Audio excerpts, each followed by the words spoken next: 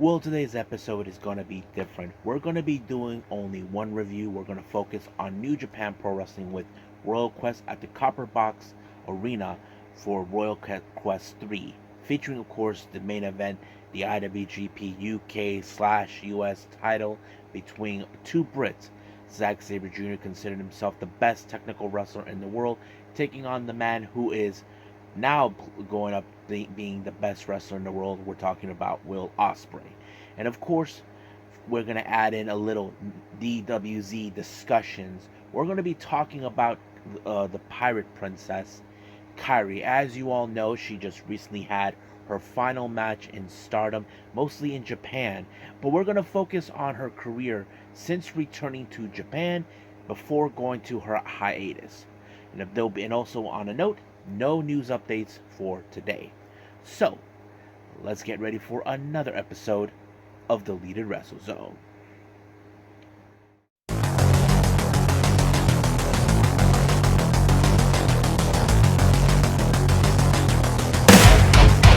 Are you ready? Get up, get up! Get up, get up! Get up, get up! Get up, get up! Get up, get up! Get up, get up!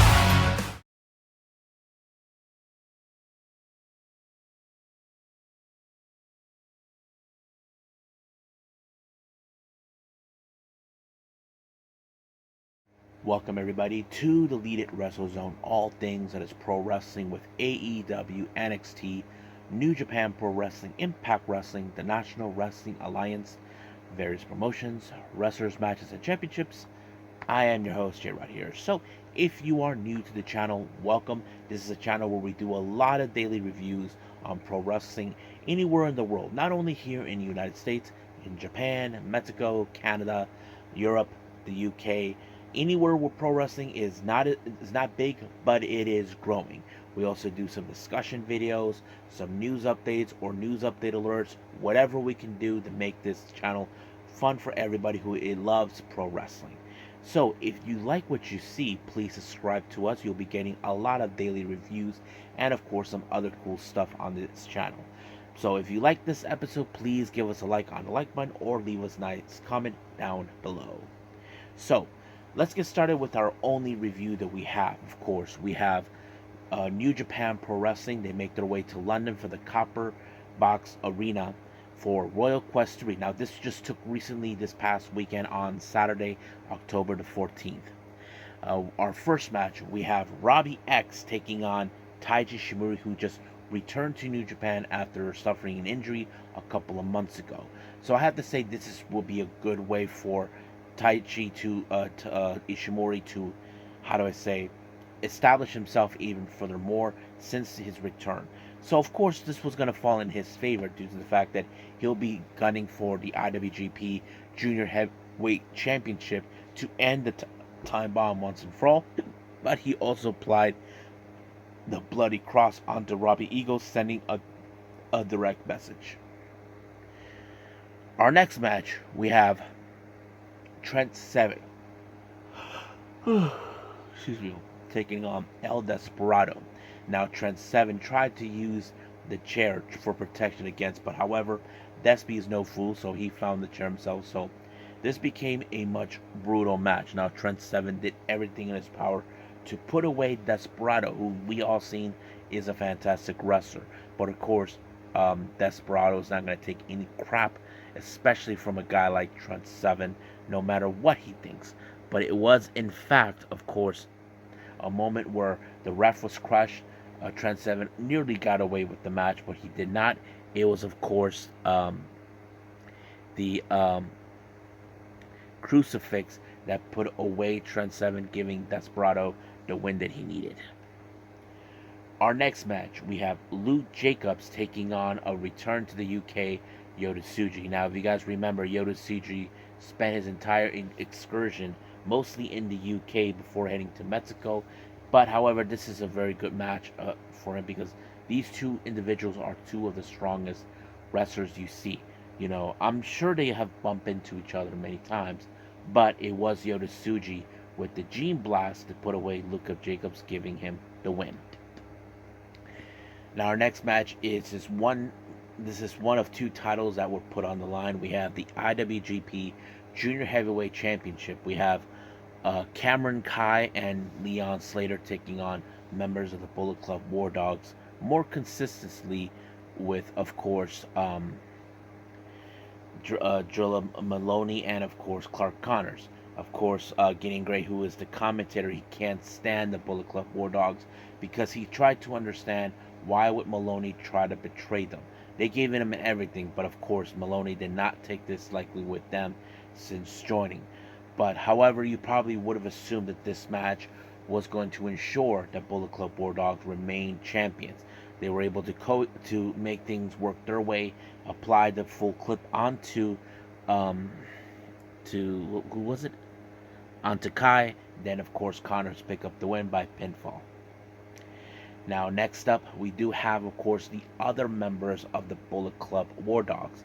More consistently, the former New Japan Strong Open Tag Team Champions, Conglin and Kid, along with their leader, former Never Openweight Champion, David Finlay. You probably know their opponents will be none other than the GOD, consisting of El Fantasmo, Tongaloa, and Tama Tonga. Of course, the feud between them has not ended just yet.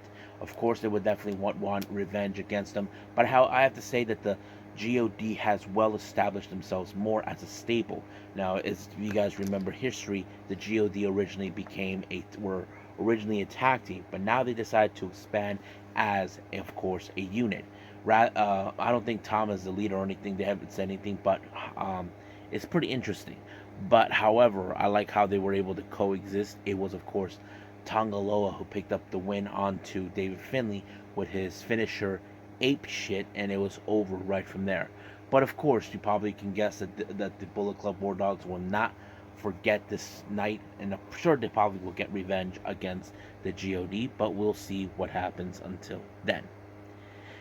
Our next match, we have members of United Empire, consistent of Francisco Akira and the Great Khan, taking on Ren Narita and Shota Umino. So this is a very interesting match between them now, because as you know, Ren Narita and Umino have been rivals and all this, but however, they basically will be facing the Great Khan and Francisco Akira. We know that Shota Umino has been in the face of Great Khan before.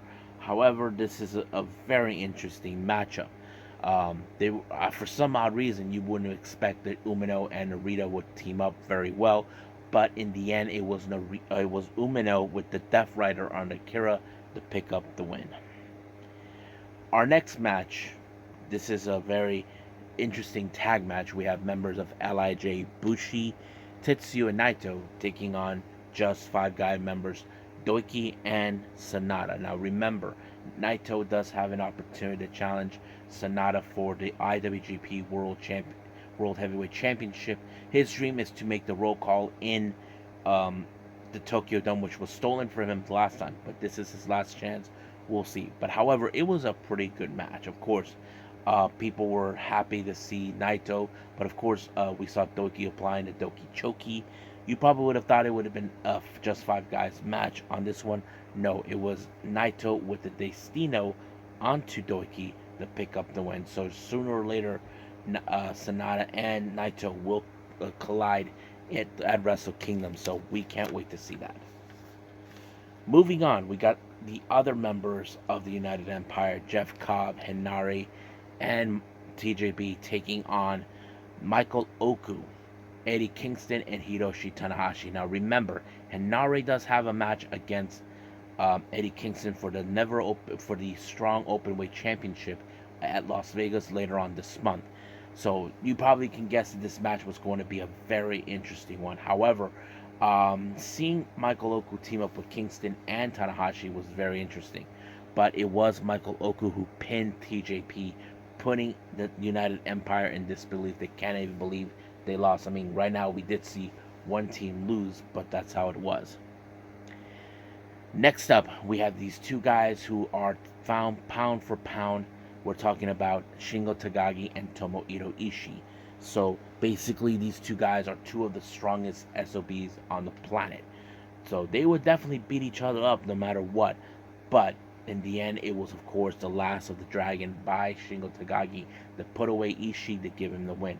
However, Tama Tonga has some unfinished business with Shingo Takagi, but he was willing to put the Never Openweight Championship on the line against him. Now, Shingo has won this belt before, but we'll see what happens until then.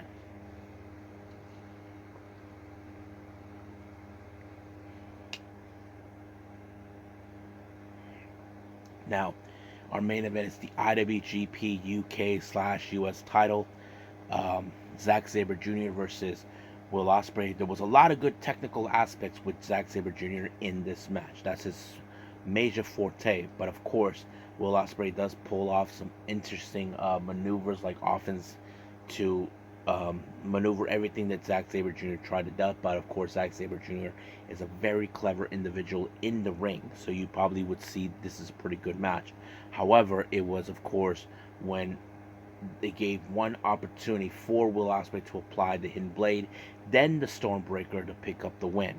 However, he does put out a good promo, and he was confronted by Shota Umino, who wants to have another shot of the title um, from Will Ospreay. But however, of course, Will Ospreay was not going to say it, but he decided to curse his face by using the phrase from Terrence and Phillips from South Park, and of course, Will Ospreay tells Shota Umino, "Who taught you to talk this way?" John Moxley, and of course, Will Ospreay was like laughing, like he can't believe that he learned from a guy he probably considered him as an imbecile. However, don't forget, it was Moxley who defeated Will Ospreay last year. However, Great-O-Khan had a better idea. He told him to give him the title shot in the condition that he gets Moxley. I'm sure Great-O-Khan will love to get his revenge for Will Ospreay for what happened last year, but Moxley's not going to be an easy person for Khan to deal with, and this will take place in Osaka, so in November, I believe. But of course, Will Ospreay did not like what Shota Umino said, the UK-US title. So basically, he's trying to forget the US ever existed. But basically, that's what happened. So we'll see on what happened on November, but we'll move on from here. So for right now, we just end things with New Japan. Let's move on to our next segment, of course, is DWZ Discussions, and this one's about KAIRI. Get the guns, the drugs from my generation. I'll take the fall, the state, across the nation, and it's a sin. The guns, the fake, the fraud, the messing with me. Come on, come on, come on, let's get it on. Move to the music, play like fucking music. Move it to the music, yeah. Move to my music, play like fucking music. Live through my music, yeah. Now get the guns, the drums from my generation. I'll take the fall, the state, across the nation. Yeah, it's a sex, the gods, the fakes, the fraud, they're messing with me. Come on, come on, come on, let's get it on. Move to the music, play that fucking music. Move it to the music, yeah. Move to my music, play that fucking music. Live through my music.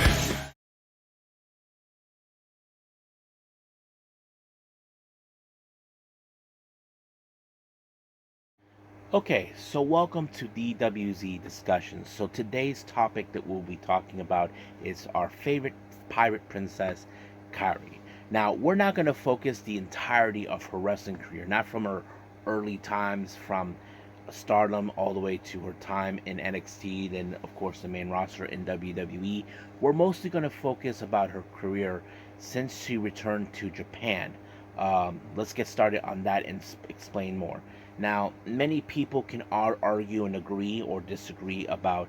People say that WWE have dropped the ball on KAIRI because many fans, including myself, we were expecting KAIRI ever since she moved to the main roster that she will be challenging for either the Raw or the SmackDown Women's Championship. However, that never happened. So basically, many people could say that WWE dropped the ball. Now, what happened to KAIRI ever since then? There were reports that, of course, WWE wanted to retire her, claiming that she had injuries and all this. But later, we did find out that KAIRI made her way back to Japan, got married to her fiance. She was basically homesick, which is understandable.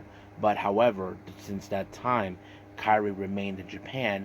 WWE decided to make her as the ambassador for the WWE Japanese office. Now, why did they keep her there? Now, keep in mind, NXT were planning to expand all over the world, especially for an NXT brand. Now, Japan is not an easy place to market. Now, we know that in the past, WWE have tried to buy the promotions to set up a foothold.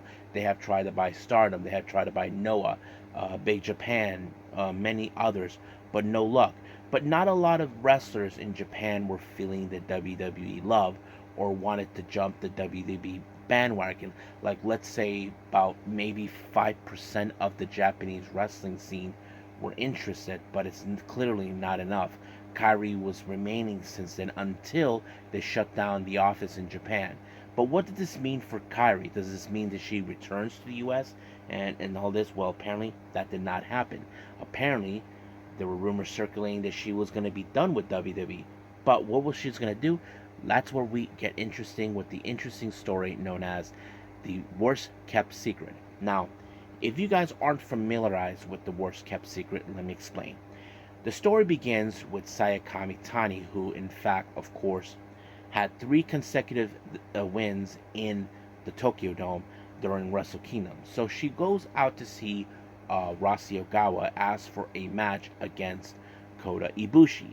However, that the match never did happen because Rossy Ogawa was busy with a mysterious woman. Nobody knew who they were talking about. However, many people were speculating there was Kagetsu or something like that. And then, of course, the following week, we see, of course, Saya Kamitani, who is more determined than ever to ask for a match against Kota Ibushi. But it did not go in that way because when she met with Rossy Ogawa in the lobby, he got a call from Mysterious Woman. So the story goes, it's all about the Mysterious Woman. Now, those who don't know what I'm referring to, there was a moment where Kamitani, in the first encounter, that she says, it can't be. Basically, nobody knew who she was talking about. The following week after that, the third week, she goes into the venue where the ring is set up in hopes to bump into Rossy Ogawa, but she got greeted by Momo Kogo, who it was at the time the new girl in Stardom. However, Saya Kamitani was warned not to say anything to anybody of what she saw. However, she did tell Momo Kogo, and then Rossy Ogawa was wondering what she was talking about. Then the following week after that, Rossy Ogawa called her up into her office along with the mysterious woman. So basically, of course, Rossy asked her, what did you told Momo Kogo? So basically, he wanted to know, did Kamitani open her big fat mouth? Well, she kind of did, but unfortunately she lied to Rossy Ogawa and all this.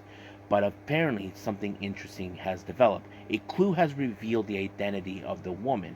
Now many people would have assumed that, nah, it can't be. Apparently they sent it to the mysterious woman that her contract is almost up.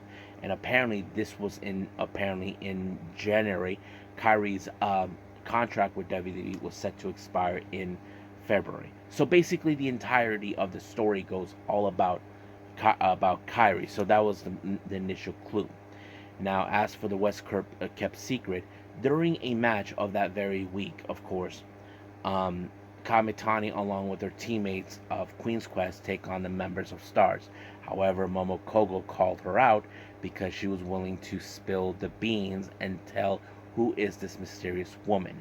However, when Kamitani was outnumbered 4-1, they were trying to force her to open her big fat mouth. However, the members of Queen's Quest were able to save her. But of course, Azumi and Utami told her shut up and not to say a word. So basically, that's what was going on. However, even though on record, it was Queen's Quest that won the match. But however, the story does not end there. Apparently, there was a moment, of course, where Momo was in some room by herself, but Kamitani was in the shadows watching from a distance. But of course, there was a particular person who was very interesting to find out who is this mysterious woman. And of course, when Momo told her, Unagi was a little dumbfounded, like she had no clue who she was talking about. Kamitani told her why did she had to tell her, and all this and that. So it moved on to that, and of course they were confronted by Rasi Ogawa, who's probably not happy that the word is being spread, despite the fact that Kamitani had to open her big fat mouth. Then the following week, we do see the members of Stars, Azuki, Koguma, and Mayu Iwatani discussing who is this mysterious woman. However, Azuki goes out of her way telling her that she knows how to persuade Momokogo to tell her. So, which she did. However, Rossi was still looking for her because she wanted her to keep her mouth shut, but he missed her. And then finally, the final week, it was told, of course, Mayu wanted to know who did Momokogo who was the mysterious woman. Momo told her, but Mayu seemed like disappointed because, of course, there was supposed to be some excitement. But apparently Kamitani confronted Momo, telling her that you told them. How many people did you told? And she tells 10. And then, of course, Rossi comes out saying, that it's okay to spread. And then, of course, during the press conference, it was revealed to be KAIRI. So KAIRI did make her return back. So the obvious question is, was she there full time or that?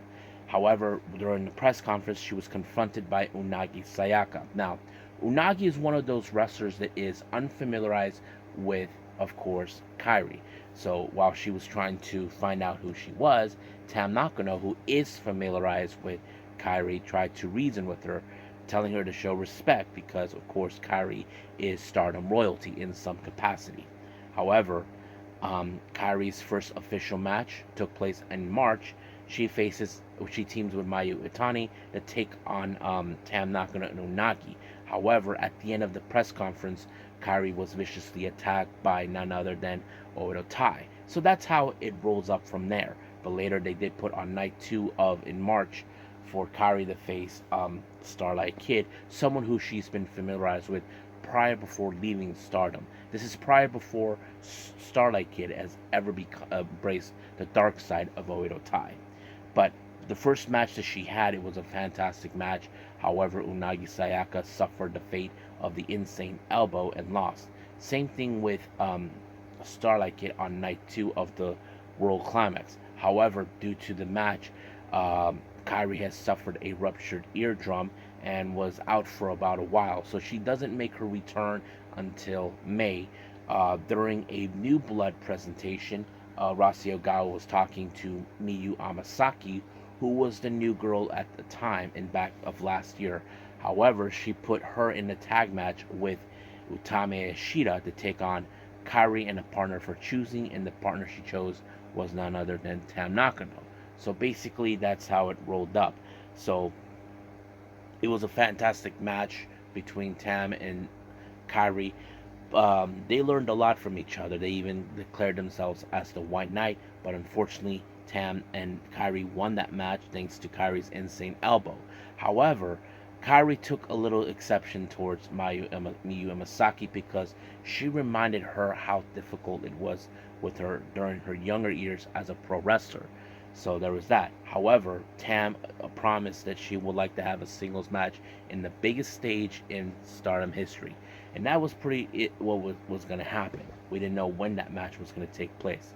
However, 2 months later, we did see that, of course, we were supposed to see KAIRI take on Saya Kamitani for the white belt at the time.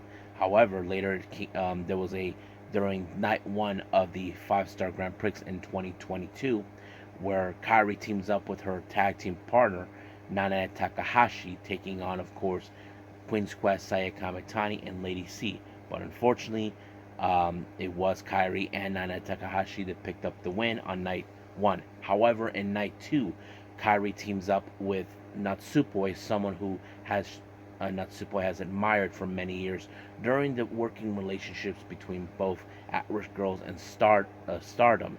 Of course, Natsupoi and her faced against members from Stars, Saya Ida, and of course Mayu Iwatani. They were very much successful in that match. And of course, like I said, we were supposed to have KAIRI versus Saya Kamitani, but that match never happened. However, later they did announce back at some point the commencement of the IWGP Women's Championship. Kairi was later announced as at the international bracket as only being the only person to have a bye. There were two wrestlers in the international bracket, Ava White and Alpha Female. However, Alpha Female won that match and faced Kairi in the semifinals in I think in the where was it?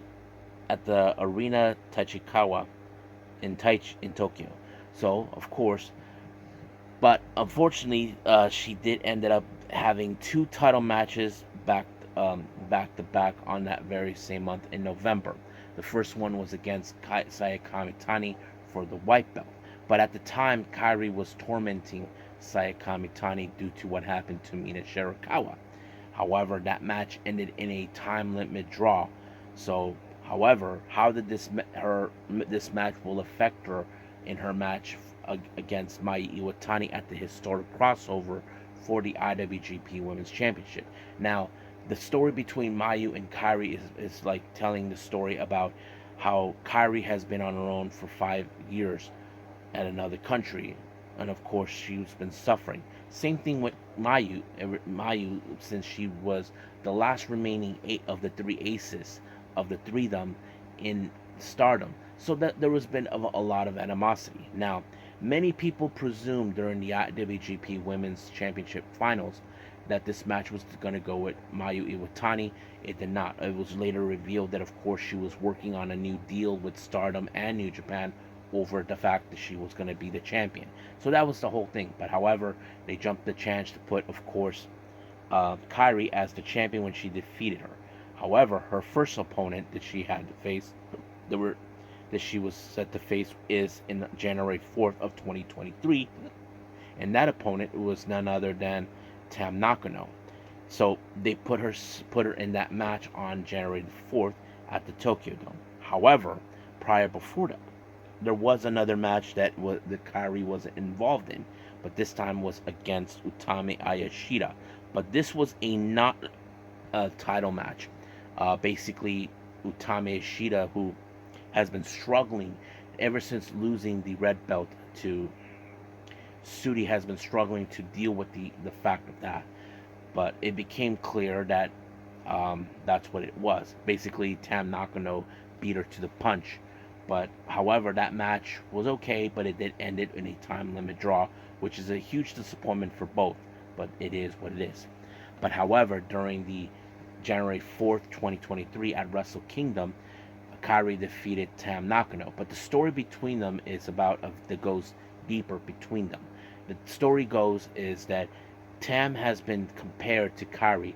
People have often told her over time that she resembled a lot from Kairi. Even Kairi mentioned when Io Shirai made her way to WWE, Io Shirai told her that, of course, Tam looks a lot like her.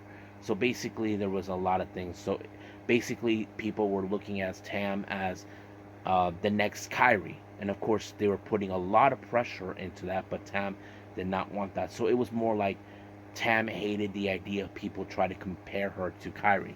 But however, in the January 4th in Wrestle Kingdom, the match ended with Kairi retaining the title, but also put Tam Nakano in a position where she cannot reach to the top, who's been desiring to go there. However, this match, of course, put her in a setback. We know that she has gone for the red belt. Back in 2022, Tam has never won the. She was very close in winning the 5-star Grand Prix. But as for Kairi, she had to deal with a familiar figure in her past. Of course, that past turned out to be someone from WWE known as Mercedes Moné, formerly known as Sasha Banks. However, she did viciously attack her, and this match turned into a very interesting one where Kairi faces Mercedes in a match in New Japan. I believe this one was at the Battle in the Valley down in San Jose. That match was a brutal match, and of course, Kairi lost the match to Mercedes Moné, and that's how she lost. However, we have witnessed Kairi making her way. Ever since losing this title, she made her way a month later on March of 2023 for New Blood, Premium, where she teams up once again with Nana Takahashi, taking on the Cosmic Angels, Tam Nakano, and of course Waka Tsukiyama. That story tells about, if you guys remember, Waka was willing to leave Cosmic Angels, but also leave Stardom. But that was a beautiful story, giving Waka the opportunity to pick up a win against Nanane. However, it did not put Kairi in a way that she's going to stop. But, however, she did told Nanane, do those two resemble people that we know? And of course, Nanane replied, who? Us. There were moments that they almost similar. But however, ever since this match, what was next for Kairi? Well, a month later, she was set to put herself in a challenge for the artist belts against Prominence. So basically, she issued a challenge with Prominence, who were the artist champions at the time. She picked two opponents. One opponent is none other than Natsupoi, but the third opponent, the third member of this team, was someone that Zuzu and Natsupoi are familiarized with. That person is none other than Sayuri Inouye. So basically, that was very interesting. But they call themselves Restart because at the time, during the working relationship between both At-Risk Girls and Stardom, Kairi teamed up with people who were from At-Risk Girls. Two of them was in fact Sayori Inouye and of course Natsupoi, or at the time known as Natsumi Maki. But I forgot who was the fourth person. Never got the name of it. However, that pretty much went down. That match took place, I believe, in Flashing Champions. Yes, it took place in the Stardom All Star Grand Queendom, where they defeated, of course, Prominence for these titles. It was not. It was Sayuri Inouye who picked it up. However, they only had one title defense in that matter. They did defend the belt a month later against DDM. Apparently, Sayuri Inouye and Natsupa were looking for challengers. DDM, consistent of Julia, Tekla, and Mai Sakurai, issued the challenge. However, because of that, they even lost those belts due to misfire between Natsupoi and Sayuri Inouye. But it did not stop Kairi from there. However, an interesting month later, in the month of June, it was announced that she was going to participate in Fortune Dream. Now, those who don't know what Fortune Dream is, this is a one show a year that takes place, organized by a Japanese legend, Kenta Kobashi. So Kenta Kobashi has used Yoshi wrestlers in the past. However, it was announced that Kairi was going to participate. So there was no indication who was the opponent. However, the opponent herself presented herself to Kenta Kobashi, asking him that she would like to be, of course, the opponent. The reasons behind that, and this was, the opponent is none other than Unagi Sayaka. Now, Unagi has never had a singles match against her. If you guys remember, months early, back in March of 2022, she was in a tag match with Tam taking on Kairi and Mayu Iwatani, but she wanted to have a singles match. However, this particular match that took place in Fortune Dream 8, there was a high expectation of this match, and there was a lot of expectations. It was a fantastic match. But however, Unagi once again lost to Kairi with the insane elbow. So Kairi made a very good match on this one. However, she did return a month later on in June to Stardom to team up with the Cosmic Angels, Natsupoi, and Tam Nakano to take on Maika, Mei Seira, and Suzuki. And it was during the Stardom Sunshine. But of course, this also gave Kairi an opportunity to make a decision of her own. And of course, we all know where that happened. And then, of course, in a couple of months later, we did hear that Kairi announced that she was going to be in a indefinite hiatus after the month of September. So there were other matches that she appeared. One of the matches that was announced, of course, this was part of Serialism Chapter 2, where Suri teams up with Kairi. Now, if you guys remember, Suri was known as in NXT as Saray. Now, Kairi mentioned that she never had the opportunity while they were in WWE to team up or to talk to each other or interact due to the fact of the COVID situation.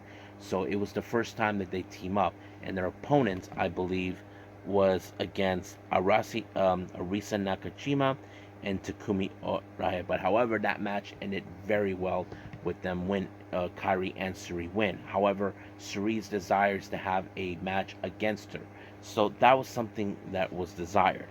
And then, of course, later on, a month later, Kairi made an appearance at Sendai Girls, teaming up with Asuka, or as we know her now, Veni, to take on Red Energy, consisting of Mika Iwata and, of course, Miyuki Takase. However, this match was a bit of a revenge match for Mika Iwata, since back in 2017, Kairi defeated her and humiliated her really badly. So Iwata thought that she was going to get her revenge. It did not happen that way. So she won. Now, during an All Japan show, Unagi Sayaka decided to put herself to give a promo until she was interrupted by the surprise appearance of Kairi. However, she did stated that she was going to put her as her enemy, and of course said that it was going to be a tag match in All Japan Pro Wrestling. So she picked her partner to be Sayori Onoi. However, who was going to be her tag partner? Now, Unagi did not make that announcement yet until she told it was going to be Suri. Now, the reason Suri wanted this match to be involved in this match was simple. She knew that Kairi only had a while, it's only had a little bit limitation left in Japan to do, so it was more now or never. But however, that match ended with Kairi once again pinning Unagi with the insane elbow and winning the match. And of course, later on in that very month of September, we do see Kairi make another appearance with the promotion GLEAT, where she teams up once again with Nana Takahashi, and teaming up for the first time ever with youngster Yukari Hosokawa, taking on the members of Diamond Egoists, consisting of Janai Kai and Michiko, and of course prominent Hiragi Kurumi. So that was a pretty good match, and once again, Kairi was the one who picked up the win by defeating Janai Kai, and that ended right there. So this was her last match doing outside promotions. However, the last match that she had was in October, where Kairi teams up with Mayu Iwatani and Nana Takahashi to take on the members of Stars, consistent of Koguma Azuki and, of course, Saya Ida. However, this was a very much the last time we ever get to see her in Stardom. So it was a pretty good match, but also it was Kairi who picked up the win once again. However, this was a very emotional moment because this will be the last time for a while. We don't know when she'll be back to Japan. We do know what her plans is. Basically, she is going to return to WWE. It's still unclear where. So that is something, or should I say when, but we'll find out. So what do I think about the career she had in her last from 2022 to 2023 in Japan? I have to say there were some pretty good matches I did like. I mean, knowing more about Kairi, about how do I say, her unresolved issues towards Mayu since she left, the story about her and Tam where people were comparing them each other, having matches, teaming with Sairi and having matches against her, finding out that she had a good relationship with Sayuri Nui and Natsupoi. That's a pretty good thing. So I don't know what the future will hold to her. I'm sure many people are hoping, because we all do know the reason she might be going back to WWE is because of the regime change. As you know, we saw Io Sky, or should I say Io Shirai, now is the women's champion, something that Kairi had never got the opportunity. We hope that she does have that chance, but we just gotta wait and see. So my presumption that she will make an appearance at the Royal Rumble, but my brother kind of debates against that, believes that maybe it has to be sooner. We don't know, but we will find out soon enough.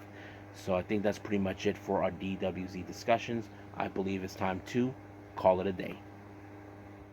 Well, I hope everybody enjoyed this episode.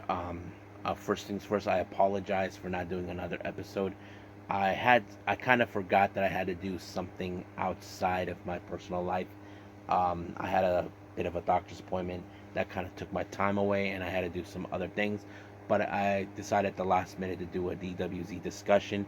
I thought it would be interesting for all of you. So basically, it's very interesting. So if you guys never did find Kairi's career in Japan since returning to Japan interesting, I have to say I do find fascinating. She got to do some matches that we never expected her to do, but returning to Stardom was a good thing. So, but for now, as you know, our next episode is going to feature Tuesday Wrestling with NWA Power. I hope there's that, and of course, we do have NXT, which I'm excited. It was announced that Cody Rhodes will be making his return there, so we'll see what happens. Now, if there's any any other reviews I'm going to do before then, we'll just gotta wait and see until then. But for now, I will see you guys in the next DWZ time, same DWZ channel. I must bid all of you adieu. So, goodbye, and have a nice day.